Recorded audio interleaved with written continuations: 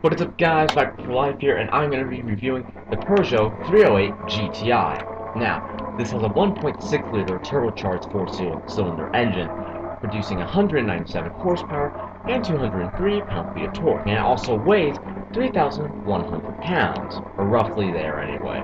So it's not too terrible in terms of weight, but it is still on the heavier side for a hatchback.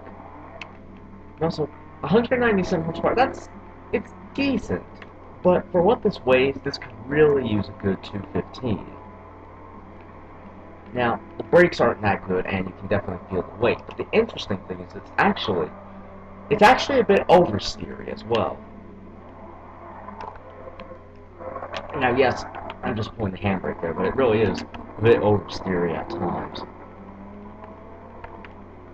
Now, yes, this is a hatchback, so it is somewhat practical, but really, you can do better than this for a hatchback.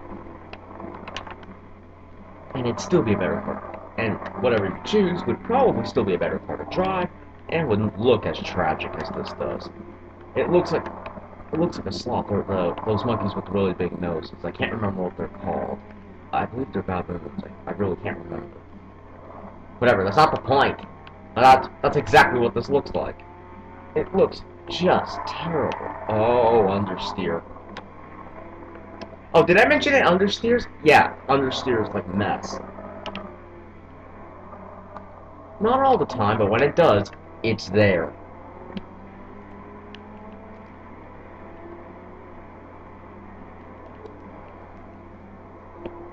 Also, I don't really like the interior, and I really, really don't like the side mirrors. Look at how tiny they are.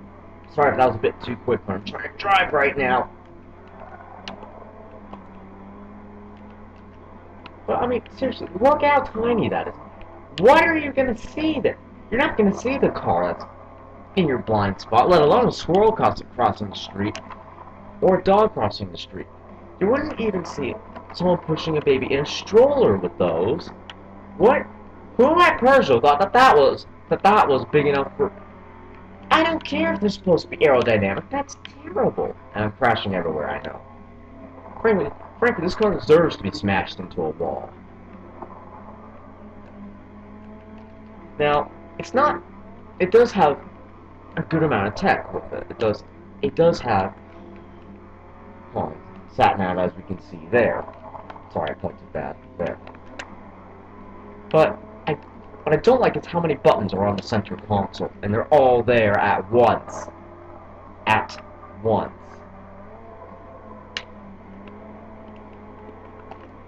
Oops, doesn't pay attention. I mean, look at that. Who was the designer at Peugeot that said, yes, that's exactly where all the buttons need to be? Who thought that was a good idea? It's terrible. Oh dear. Just in completely the wrong place. And it's not that they're all in the wrong place, but they're all there together. All there in the same, in almost exactly the same spot. Then you're gonna have to look down, search for the button you're looking for, and then have your accident. Who at Peugeot thought that was safe? Well, let alone the side mirrors that are as small as Shrek's ears. Oh wait. I might have said that wrong. Yes, I did say that wrong. I was thinking of a different creature and I juiced up the name. Whatever. That's not the point. But they're tiny. The only way to see logically to see what's in your blind spot is use that mirror in Forza. It doesn't show the interior of the car with it, so I can't say that definitively that you might as well just use your middle mirror, but to be fair, that probably is your best choice. Because those side mirrors are tiny. They really are pointless. I genuinely want to know who at Peugeot said that those were big enough. They're not! That's just terrible. And forget the fact that it looks like a baboon from the front. It's just... And I mean the animal. It also looks tragic as well. You could Genuinely, a Golf GTI would be a much better hatch than this. But to be fair, it does have 4 doors, so it's not terribly unpractical, but even still, you could do better than this. This thing is a piece of junk. It may not be made for speed, but then why do they have GTI in the name? So it doesn't feel like a GTI, it just feels mid-range. It really isn't that quick at all.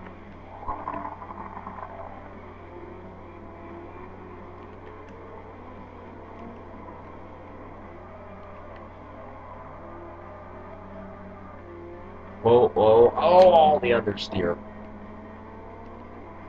Now, the gauges aren't too terrible, but still, I don't like where all those buttons are. You have to scour through them just to find the button you're looking for, and then have your accident as you do.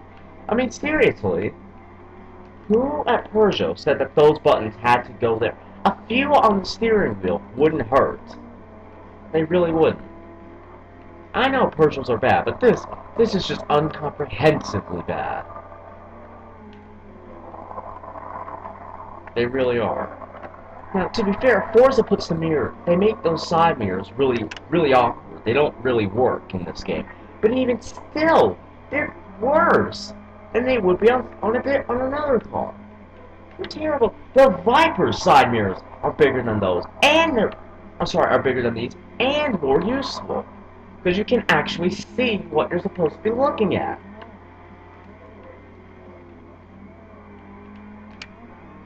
You wouldn't be able to see in your blind spot, let alone see someone push their baby across the street in a stroller.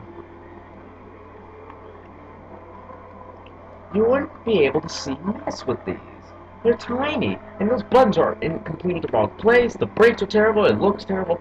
This is just a terrible... I'll give it a 4. It doesn't drive too terribly, but everything else is just awful. Even the steering wheel's a bit awkward.